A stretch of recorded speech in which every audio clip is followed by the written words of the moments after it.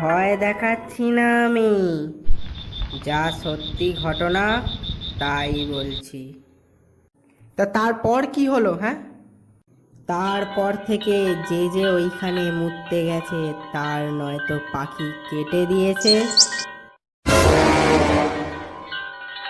নয়তো তাকে পাহাড় থেকে ঠেলে ফেলে দিয়েছে। তাহলে কি আমরা মুতবো না? মুতবো না এখানে আমরা?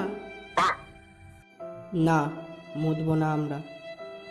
ভাই, কি কি হলো তোর আবার? ভাই টয়লেট যাব।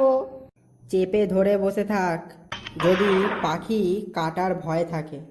এই নে, কি? এই গাডারটা দিয়ে বেঁধে রাখ। দূর, একে ভূতের ভয় এমনি টয়লেট পেয়ে যায়, এখানে তাও করার উপায় নেই।